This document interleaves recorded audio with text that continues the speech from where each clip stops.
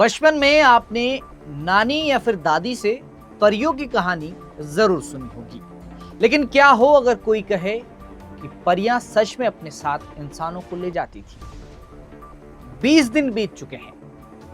बबीता पांडे दयारा बुग्यालों में खोई हुई है। पुलिस प्रशासन कई टीमें गठित करके खोजबीन में जुटी हुई है, लेकिन अभी तक बबीता पांडे का कोई सुराग हाथ नहीं लगा है। अब ऐसे में जब वैज्ञानिक सबूत ना मिल रहे हों तो जो लोक कथाएं हैं वो सिर उठाने लगती हैं, और इस तरह की बातें लोग दबी जुबान करने लगते हैं कि कहीं बबीता पांडे को परियां तो नहीं ले गई।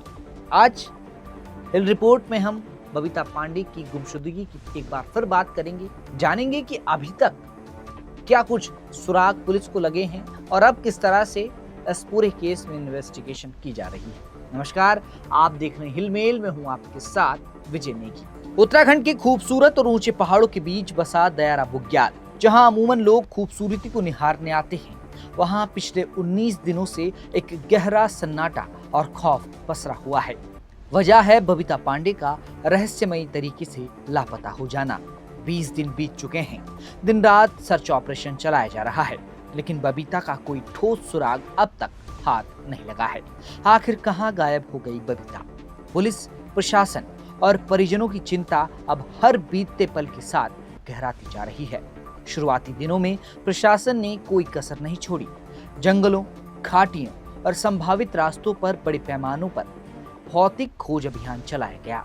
चप्पा चप्पा छाना गया, लेकिन जब जमीन पर कोई कामयाबी नहीं मिली तो अब जांच का रुख बदल चुका है।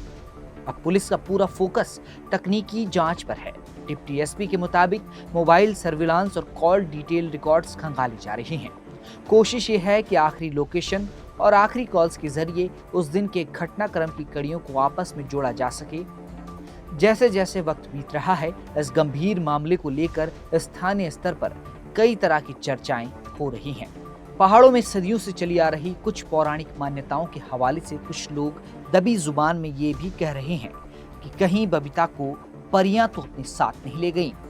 जाहिर है, जब कोई वैज्ञानिक सबूत नहीं मिलता तो ऐसी लोक कथाएं सिर उठाने लगती हैं, लेकिन आधुनिक जांच पद्धतियां और वैज्ञानिक दृष्टिकोण इन बातों को सिरे से खारिज करते हैं। एक्सपर्ट का ये कहना है कि ऐसे संवेदनशील मामले में अंधविश्वास और अफवाहों से बचना बेहद जरूरी है। इस पूरे मामले पर स्थानीय निवासी और अनुभवी ट्रैकर माधव जोशी का भी यही मानना है। दयारा बुग्याल में सालों से ट्रैकिंग होती आई है और इस घटना की तह तक सिर्फ और सिर्फ वैज्ञानिक जांच, तथ्यों और परिस्थितियों के आधार पर पहुंचा जा सकता है। हमें अपुष्ट जानकारियों को बढ़ावा देने के बजाय जांच एजेंसियों पर भरोसा रखना चाहिए। फिलहाल बबीता पांडे की तलाश का यह सफर जारी है। पुलिस हर मुमकिन एंगल से जांच कर रही है ताकि कोई भी सुराग छूट न जाए। उधर बबीता के परिजन आज भी इस उम्मीद में पथराई आंखों से रास्ता देख रहे हैं कि कोई न कोई सकारात्मक खबर जरूर निकल आएगी।